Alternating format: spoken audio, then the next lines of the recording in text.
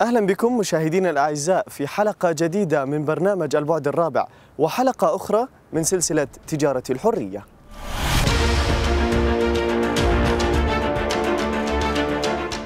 مصطلحات كثيرة نعرفها، لا نتعمق غالبا فيها، ولكننا نحاول فهمها تماما كمصطلح الاتجار بالبشر.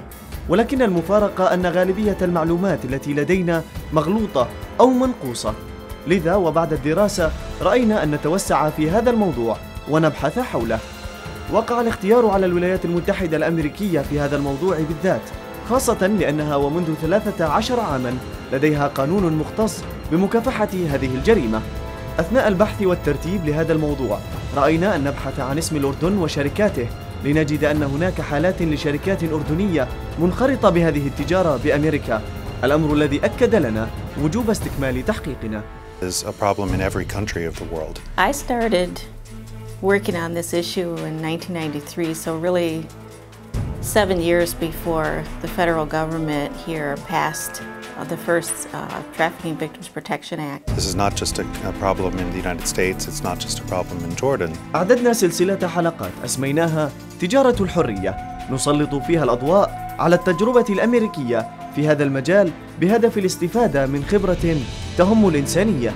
قسمت الحلقات لثلاث: الأولى توثيق لتجارب ضحايا حقيقيين، ومنهم من كان ضحايا لشركات أردنية.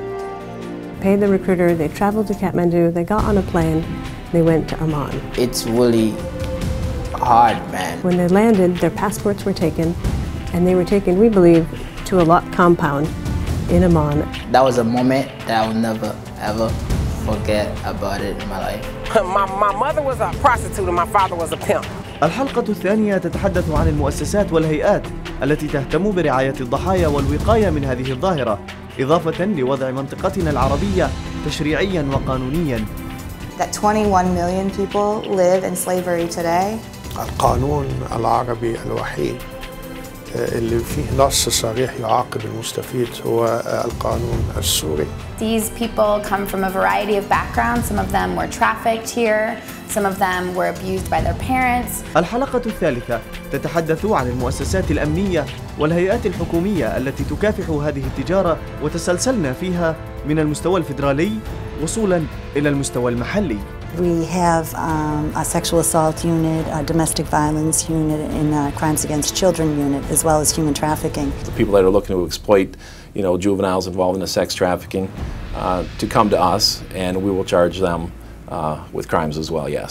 Our office is 8,100 people. Our Division of Criminal Justice is over 100 attorneys. We prosecute thousands of cases.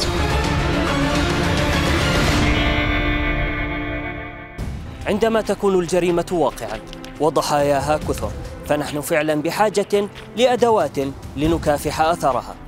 في الحلقة الماضية من هذه السلسلة تحدثنا عن ضحايا وتجارب. في هذه الحلقة سنتحدث عن مؤسسات وهيئات رعت وترعى وسترعى الضحايا.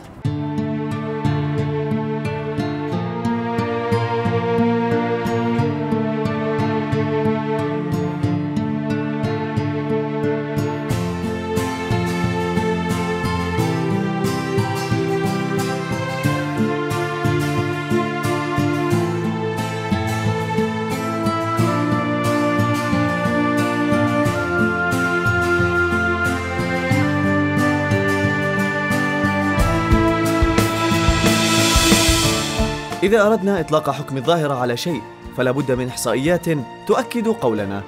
الحالات التي التقيناها في الجزء الأول من سلسلة الحلقات التي نقدمها لكم عن الاتجار بالبشر لا تكفي لإطلاق الحكم، لذلك سجلنا اعترافات رسمية بوجودها على مستوى العالم وبعض المؤسسات التي تساهم في علاج هذه الجريمة. التقارير الرسمية أكدت بأن هناك عدد كبير من المهاجرين أتوا إلى أمريكا إما طلباً للحرية أو الحياة الكريمة، ولكنهم بعد ذلك أصبحوا ضحايا. ولكن ما أكدته أيضاً التقارير بأن هناك عدد كبير من الضحايا على أرض الواقع لم تسجل هذه الحالات بعد. العبودية هي العبودية، حتى ولو أطلقنا عليها الاسم المتعارف عليه حديثاً وهو الاتجار بالبشر، وهي موجودة حول العالم، كما أكد التقرير المختص بالاتجار بالبشر الذي صدر بداية العام 2013 في الولايات المتحدة. It's a problem globally, with almost 27 million people around the world being held as slaves, whether for prostitution or whether for work. الاعتراف بوجود مشكلة يعد أسرع الطرق لحلها، وبالاعتراف الرسمي بدأت مؤسسات المجتمع المحلي والناشطون الاجتماعيون بالعمل على علاج ظاهرة الاتجار بالبشر وما ينتج عنها للحد من هذه الجريمة. سيف هورايزون أو الأفق الآمن في نيويورك برنامج بدأ في عام 1975 كبرنامج تجريبي لمساعدة ضحايا القضايا الموجودة في المحاكم والشهود الذين تم تهديدهم، ليتم تعديل البرنامج في العام 1981 وليصل لصيغته النهائية في عام 2000 ليصبح برنامج الأفق الآمن لخدمات الضحايا وليشمل في فحواه ضحايا الاتجار بالبشر. Safe Horizon is one of the largest victim services organizations in the United States, and we started off as an organization that served primarily victims and survivors of domestic violence and worked around issues related to domestic violence. The organization has grown exponentially, and we have many services working with many victims of different types of crime. So we have child advocacy centers that work with very young children who have been victims of a sexually based crime. We have court programs that are in the courts doing advocacy for victims of crime in the court system. We also have the Street Work program, which is a program for runaway and homeless youth here in New York City. And they work with older kids, but older children aged about 15 to 24 who are runaway and homeless youth. And so many of the trafficked minors that we work with come out of the Street Work program. And then there is the program that I direct, which is the anti-trafficking program. And we are one of the oldest trafficking programs in the U.S.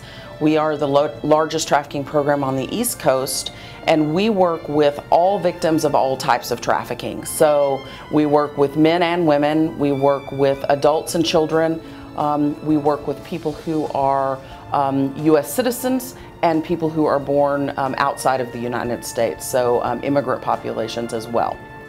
العمل مع شريحة واسعة من الضحايا وكشخص يدخل في كل التفاصيل وأدقها، أكدت لنا إيفيلي أن ضحايا الاتجار بالبشر بقصد العمل تعتبر أعلى من التجارة بقصد الجنس على الصعيد المحلي في أمريكا، وهذا ما لم يلمسه الإعلام. In the United States, the numbers show that labor trafficking is more prevalent than sex trafficking. About 60-40 split, and that's what we see in our program. That's not what we see in the media, and that's not what we see reported on most often.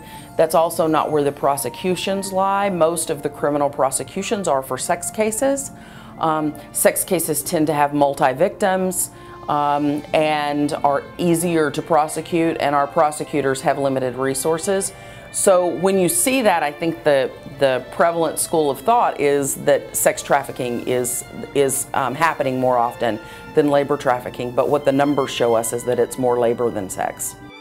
بالنسبة للجنسيات والأجناس التي تعتبر أكثر عرضة لأن تكون رقماً في سجل الضحايا، فالذكور والإناث من كل الأعمار متساوون هنا. We have a lot of male victims in the United States, about a split, 50-50 split between men and women.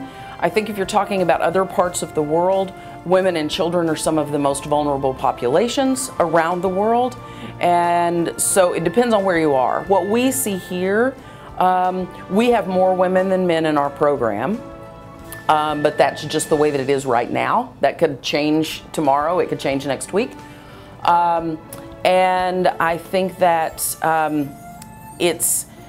we see in our program a lot of people who are Spanish speaking, coming from Central and South America. We also have a large number of Filipino clients, but I don't think that's reflective necessarily of who is being trafficked. I think it's reflective of our capacity to serve here. So we have Spanish speaking case managers, for example. So we have a lot of Spanish speaking clients. أما في أوهايو فالأمر له خصوصية أخرى. أكدت لنا تيريزا فيدور المشرعة في ولاية أوهايو أنهم ومنذ أن لمسوا بعض الحالات في أوهايو قاموا بتحفيز المجتمع المحلي إضافة إلى السلطات لتقضي على هذه الجريمة التي لها في أوهايو طريقة مختلفة.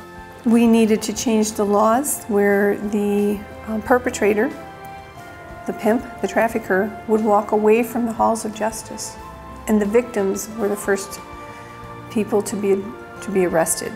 And the pimp and trafficker uses power and control, so of course they threatened the victims to say, well, you know, if anyone gets in trouble, you will.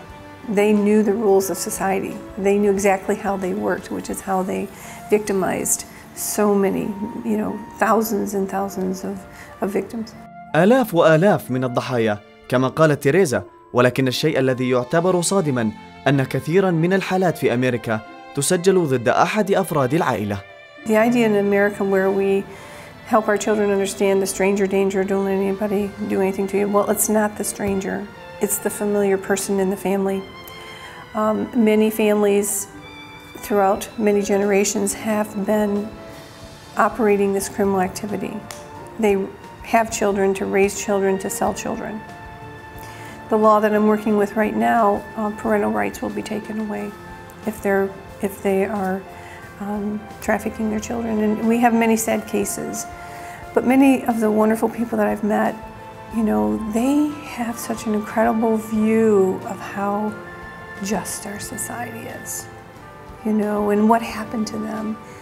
And I no longer call them victims, I call them survivors. I've heard a lot of stories from survivors. Each and every one of them is different. One that we're working on now is a 14-year-old girl who was raped by a family member, and that trauma is so hard to get over, especially she was 2 years old. How does anyone know how to live in life when that type of trauma is in your life? So things happened in her life. She was trafficked, and now she has HIV. So, you know, the family is becoming aware. There's a lot of trauma in the family because it was a family member, but here they have a daughter who has HIV who was trafficked. These are very, very dire situations for families. في نفس الوقت وخلال وجودنا في أوهايو التقينا البروفيسورة سيليا التي بدأت بدراسة الاتجار بالبشر في توليدو حتى قبل سن تشريعات لها في أمريكا. I started working on this issue in 1993, so really 7 years before the federal government here passed the first Trafficking Victims Protection Act. And I did the research because I'm a social worker, and I worked in a very high crime area, and I would see these women, girls out on the street, and people just kind of drove by them and no one cared. And I got interested in what was their life, what must their life be like. And I slowly built a relationship with one, and I heard a story. And I couldn't believe that someone's life was like that. And I found out that many of the women that I would then start to engage with had been involved in prostitution before they reached adulthood, before they were age 18. And that there were adults involved, and these adults were controlling what they were doing. And so back in that time, we didn't have a language about it. We didn't have laws about it.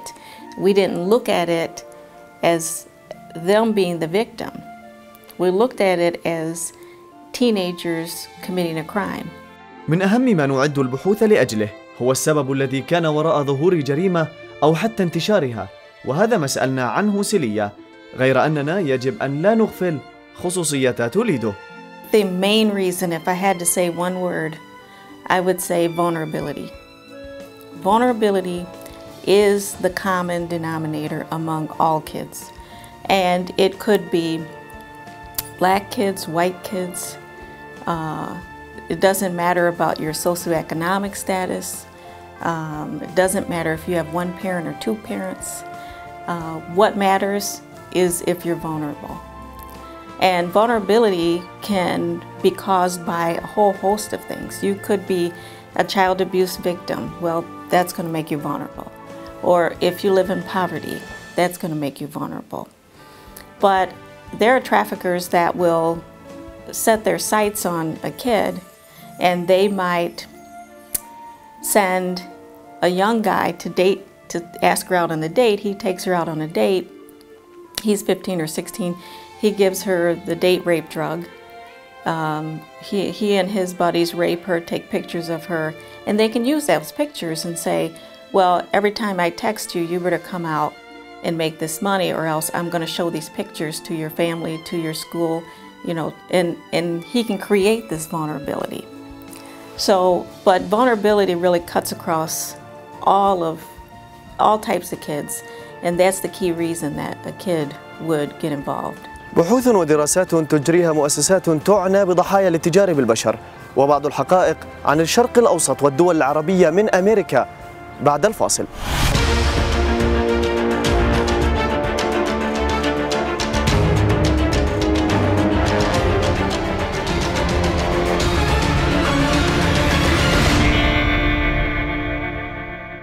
تجارب ومؤسسات منوعة وآليات عمل مختلفة، كل مؤسسة تتميز بطريقة عملها على هذه القضية وتعاملها مع الضحايا، ولكن الهدف واحد، هو مكافحة جريمة بشعة مهما اختلفت مسمياتها على مر الأيام.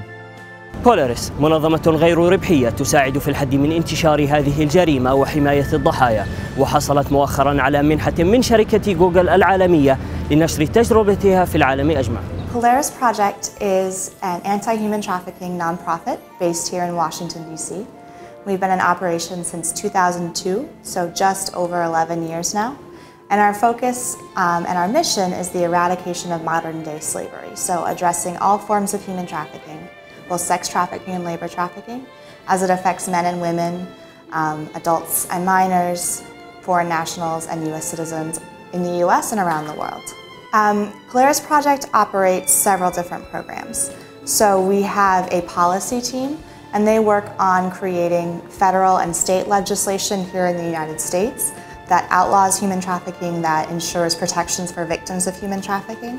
And since they started their policy work, all 50 states in the United States have human trafficking laws. We also operate a client services program, so we provide assistance to survivors of human trafficking, helping them access shelter, legal services, counseling, anything they need after they left their situation. And the biggest program we have here is the National Hotline for Human Trafficking. So the National Human Trafficking Resource Center, it operates 24 hours a day, and we are everything from a general information resource to a tip line to a crisis line for human trafficking, and our global work is built on that hotline work. كل يوم وبأي وقت وبأي مكان وأي وضع كان، تستطيع الضحية أو من يريد الإبلاغ عن حالة أن يصلوا لبولاريس التي ستقوم بدورها بالمساعدة. Yes, so it's the same number throughout the United States, and our number is advertised everywhere. So community groups will help us advertise it. They'll put it in their newspapers. People will do awareness campaigns. So for example, one organization puts our phone number on soaps and puts it in hotel rooms. So victims can see our number that way. It's advertised in truck stops and restaurants. And some of our policy work is about the hotline number, so getting the hotline number out to people. It's the same number all over the United States, and it can be dialed from outside the United States. So victims in other countries that need help can call us too. So our hotline is a victim-centered hotline. And so when victims call in or we're speaking with a potential victim of trafficking, our first questions are what they need and what they want. So we're trying to assess what's their most immediate need. Do they need help leaving their situation? Do they need shelter? Do they need medical attention? And we'll help them get that assistance as quickly as possible. But at the same time, we want them to feel safe and comfortable. We want to empower them to make their own choices about what happens next. So if a victim calls in and says, I need help, my trafficker is coming back in 2 hours, this is my time when I can leave, we are presenting all of the different options to them. and we're asking how they want to leave their situation. So sometimes they say, yes, call your law enforcement that you know in my area and have them come help me. In other cases, they don't want to work with law enforcement, and we understand that. And so we're trying to work with them then to find an NGO or a community member, someone else that we know in the area that's trained on trafficking that can help them out of their situation. So it's really trying to empower them to make their own choices, and then we'll facilitate that connection to help them leave and then to get the services they need. تجربة بولاريس الرائدة في الحملة العالمية لمكافحة الاتجار بالبشر والعبودية المعاصرة هي ما دعت شركة جوجل العالمية لتقديم منحة لهذا المشروع لتساهم بنشر الوعي بهذه الجريمة حول العالم. So in 2013, Polaris was awarded a Google Global Impact Award. And we were awarded that along with Lastrada International, based in the Netherlands, and Liberty Asia, based in Hong Kong. And that award is to support the Global Human Trafficking Hotline Network. So Polaris is focused now, focusing more of our efforts internationally and trying to leverage our expertise in hotlines to broaden the safety net for victims of trafficking around the world, so that any victim anywhere around the world is one phone call, one SMS message, one email away from help. And so Google's really supporting that vision by providing some of the financial resources so that we can start providing assistance to hotlines and connecting them. So hotlines are working together across borders and sharing information about cases of trafficking and trends in trafficking. بلغ مجموع الاتصالات التي تلقاها مشروع بولاريس منذ عام 2007 وحتى أيار 2013 75,861 اتصالاً، منها 3,661 اتصالاً من ضحايا، و3,800 اتصالين تم تحويل قضاياهم إلى الجهات المختصة. مركز أطلس لتطوير الشباب المهاجرين مركز حديث نسبياً ويتميز بطرحه وبالمستفيدين من خدماته، فقد أخذ المركز على عاتقه إعادة بناء قدرات الشباب المهاجرين إلى أمريكا غير الموثقين أو الذين لا يملكون أوراق هجرة رسمية، وغالباً ما يكونون قد عانوا من نوع من أنواع الاضطهاد الجسدي أو النفسي أو ما نبحث عنه وهو الاتجار بالبشر. These people come from a variety of backgrounds. Some of them were trafficked here. Some of them were abused by their parents. Some of them came with their families and they've been living here since they were 2 or 3 years old but don't have legal status in the United States.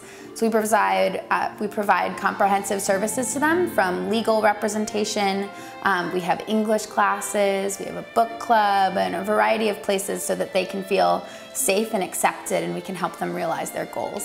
Most of the people that have been trafficked to America definitely utilize our legal services, and I would say that's first what brings them to Atlas, is because they need a place where there's a lawyer that can not only identify human trafficking, but can then advise them to what their rights are. But the purpose of Atlas beyond the legal services is for everyone to become integrated.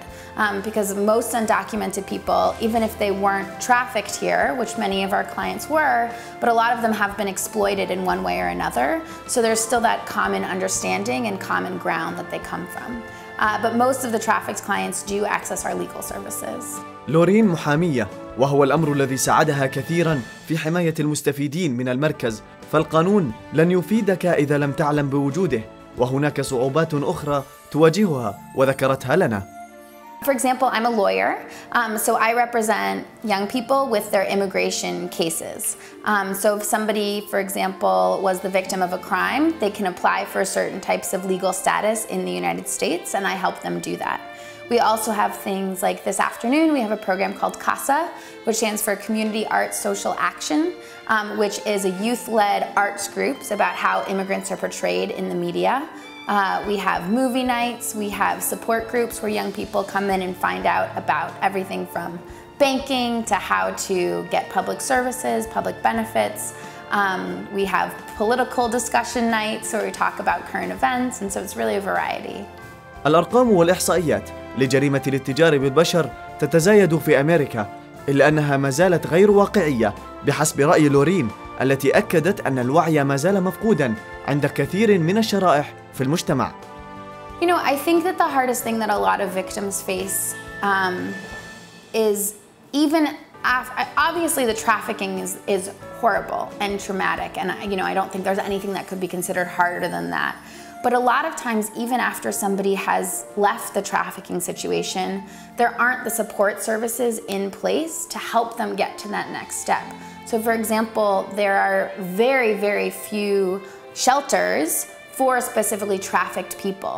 So a lot of people, if they do leave their trafficker, they're left homeless on the street. They have nowhere to go. They have nowhere to sleep at night. I have other clients who maybe they can get legal immigration status, but their traffickers are still looking for them and still chasing them, and the US government isn't always cooperating with foreign governments to catch the ringleaders of this trafficking. Or they don't speak English, and so they face the stigma and discrimination. They can't get jobs. And so I think the biggest issue is beyond the trafficking is where are the social services in place to help people once they've left the situation so that they don't feel like they have to go back. برنامج الحماية في كلية الدراسات الدولية المتقدمة في جامعة جون هوبكنز يمثل المؤسسة التي تنشغل بحقوق الإنسان بشكل واسع في الولايات المتحدة الامريكية والعالم. التقينا البروفيسور محمد مطر المدير التنفيذي للبرنامج، وقدم لنا بعض الإحصائيات والمعلومات عن الاتجار بالبشر في أمريكا وحول العالم، وبالأخص في منطقتنا العربية. المستوى الإقليمي هنا في الدول العربية في سنة 2004 صدر ما يسمى بالميثاق العربي لحقوق الإنسان، وتناول في مادتين، المادة 9 والمادة 10، الاتجار في الأعضاء البشرية، استخدام الأشخاص في التجارب الطبية، والاتجار بالبشر بصفة عامة بما في ذلك الاتجار بقصد العمل والاتجار بقصد الاستغلال الجنسي. ده على المستوى الإقليمي. في بلادنا العربية القانون العربي الوحيد اللي فيه نص صريح يعاقب المستفيد هو القانون السوري. يعاقب من استفاد من خدمة قدمتها ضحية من ضحايا الاتجار بالأشخاص مع علمه بأن الشخص الذي يقدم الخدمة هو ضحية من ضحايا الاتجار بالأشخاص. هذا يقودني إلى العنصر الآخر اللي سعادتك تفضلت به، عنصر الضحية. أين يكون التركيز؟ التركيز يكون على الأمرين معا، لكن الضحية هي الأساس. وأنا بقول إنه نسأل سؤالين. السؤال الأول، كم واحد عوقب بتهمة الاتجار بالأشخاص؟ ونسأل السؤال الثاني، كم ضحية أنقذنا؟ كم شخصاً عوقب بتهمة الاتجار بالأشخاص؟ وكم ضحية أنقذنا؟ فأقرب مثال كان الجمهورية العربية السورية، وخاصة بوجود قانون يمنع هذه الجريمة. لنتطرق لهذا الموضوع في مقابلتنا مع السفير الأعلى للولايات المتحدة الأمريكية المختص بشؤون الاتجار بالبشر. I think there's two big areas of human trafficking worldwide, and that's of course sex trafficking, which is prostitution, or labor trafficking. And although the prostitution situation in the Middle East is maybe not as overt as in some other parts of the world, we do see forced prostitution across the Middle East. A lot of those people are brought into countries thinking that they're going to work as maids. And I think that that shows what one of the other big problems is, this notion of the domestic servants and the mistreatment of the domestic servants. A perfect example is in Syria with the fighting around Homs, for instance. There were almost 30,000 Filipina maids who were stranded in the middle of the fighting. Those women had come thinking they were going to have a better life in Syria, but instead that many of them were being held, their passports taken away, held in these apartments. And of course then when the fighting came, neither the opposition nor the Assad government cared about those women. البرنامج يهتم بمراقبة حالة حقوق الإنسان وحمايتها حول العالم، والقيام بعمليات تحقيق وبحث عن الحقيقة، وإعطاء تقارير عن انتهاكات حقوق الإنسان، ومنها تقرير حقوق الإنسان سنوي عن الاتجار بالبشر، خاصة النساء والأطفال، ما دعا البروفيسور مطر أن يؤكد أن دول العالم بشكل عام تسعى لإنفاذ قوانين تحد من هذه الجريمة. ما فيش شك أن هناك حركة تشريعية هائلة في بلادنا العربية في مجال مكافحة الاتجار بالأشخاص، حركة تشريعية هائلة يتعين دراستها في مجال حقوق الإنسان، بمعنى أنه في مجالات كثيرة نحن لا نهتم كثيرا بالتشريعات المتعلقة بحقوق الإنسان. فخذ على سبيل المثال العنف ضد المرأة. الأردن هي الدولة العربية الوحيدة التي بها قانون شامل يتعلق بمكافحة العنف ضد المرأة، بينما في مجال الاتجار بالأشخاص أتصور دلوقتي عندنا 14 دولة فيها قوانين، والدول الأخرى فيها مشروعات قوانين. يعني اليمن فيها مشروع، تونس فيها مشروع، المغرب فيها مشروع، السودان فيها مشروع، فلسطين فيها مشروع، وباقي الدول بها قوانين. الأردن واحد منها، القانون 9 ل 2009 قانون وازن بين مكافحة الاتجار بالبشر باعتبارها جريمة وبين حقوق الضحايا في آن واحد، فنص علاوة على تجريم الفعل نص على إجراءات لحماية الضحايا، بما في ذلك عدم ملاحقة الضحية إذا تبين أنها ربما أكرهت على فعل الاتجار أو ربما قامت بمخالفة القانون بسبب فعل الاتجار، فينادي القانون الأردني بعدم ملاحقة الضحية في هذه الحالة. في بلادنا العربية صدر تقرير جديد عن منظمة العمل الدولية، وأطلقت هذه النسخة في الأردن الشقيق، وطبقا لهذا التقرير أصبح لدينا لأول مرة في عالمنا العربي رقم جديد، 600,000 حالة من حالات الاتجار بالبشر في بلادنا العربية. هذا رقم مهم وله مدلول خطير أن هناك مشكلة، والمشكلة ما زالت متفاقمة. 600,000 شخص هذا رقم كبير. في بلادنا العربية معظم الحالات أو الجزء الأكبر منها يتعلق بالاتجار بقصد العمل، وبعض الحالات طبعا حالات تتعلق بالاتجار بقصد الاستغلال الجنسي. أما الأردن فهي إضافة لعدد من دول المنطقة تعتبر من الدول التي تسعى للتوافق مع الحد الأدنى لمعايير قانون مكافحة الاتجار بالبشر وحماية الضحايا. إذن هم كثر على قيد الحياة، قليلون على قيد الحرية. فكم شخص عوقب بتهمة الاتجار بالبشر؟ وكم ضحية أنقذنا؟ وكم قانونا عدلنا؟ هذه الأسئلة وأكثر سنجيب عليها في الحلقة القادمة من برنامج البعد الرابع، وحلقة جديدة من سلسلة تجارة الحرية. إلى أن نلتقي، دمتم في رعاية الله.